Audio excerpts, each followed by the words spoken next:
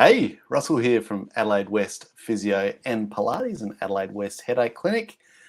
Today's topic is acute wry necks. So, acute wry neck is something that happens not uncommonly. It's not the kind of thing we see every week, but it's not that uncommon. And more often than not, it happens in kids and teenagers, less often in adults. And it's the kind of thing that you wake up with often. So you wake up with your head stuck in a position and the muscles on one side just holding it there. And usually it's turned towards one side and tilted towards the other side. And that's just because of the way that the anatomy at the top of the neck works, that there's a pattern of one turning one way and one tipping the other way. If it's less involved with the very top of the neck, sometimes it can just be without so much of the rotation as well. But often really painful. And more than that, it's a bit scary. If you haven't had it before and you wake up with your neck stuck in a particular position, it's bound to be a bit frightening. Like, what's happened and what have I done to deserve this? And is it ever going to get better? And the good news is that they do get better. They usually get better within 24, 48 hours. You can start to see improvement happening. And often in the early stages of the wry neck, you have to be pretty gentle with it. Often needs a chance to be unloaded. So lying down is often more comfortable than being upright. And you usually need some pain relief, not always, but often. And often heat is quite helpful too, just to help things to relax a bit and feel a little bit better. The warm shower might be a good thing too. But as soon as it's okay to do so, it's quite nice to start moving in the direction that, if, say, for example, if you're stuck with it that way, starting to turn the head towards the direction that it hasn't been able to go, and just going about it pretty gently without forcing the issue at all. And you can be pretty certain that within a short space of time, that'll start improving. We're talking days, not weeks.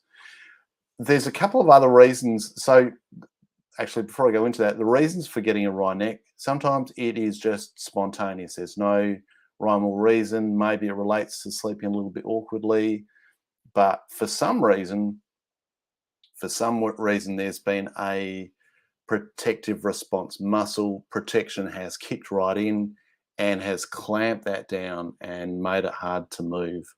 And along with that is pain, often really very uncomfortable. Uncomfortable enough that for some people, just the steps of walking is uncomfortable. Certainly being in the car and going over bumps isn't much fun. Turning suddenly, like without thinking about it, is quite painful.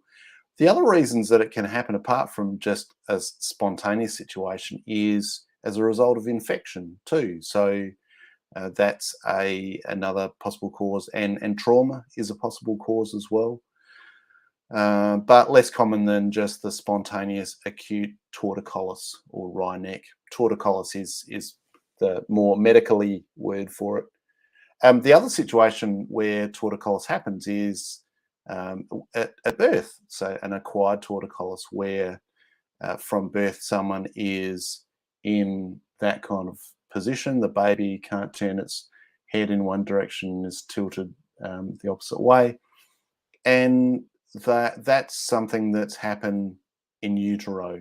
It's happened as part of development, perhaps positioning in utero, and that needs assessment by a pediatric physio and the right kind of strategy to help that to improve. And it does. It just needs a little bit of help and a little bit of guidance with the right kind of things to help that to get sorted out.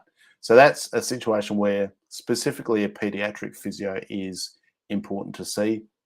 An acute wry neck, like a teenager would get, or an adult, or even a non-baby, is quite appropriate for the general physiotherapist to manage and treat. And as I said, the good news is they get better. They certainly get better. At the end of the day, you want to make sure that you have restored your full lateral flexion and your full rotation. So even though they do improve in time, it's worthwhile just making sure that those last bits of range of movement have returned as well. So if you've got any questions about acute wry necks, if there's something I haven't covered, if you've experienced one yourself and you want to share how it felt, just pop something in the comments below, and I'll answer every one of the comments that come through. And yeah, till next time, see ya.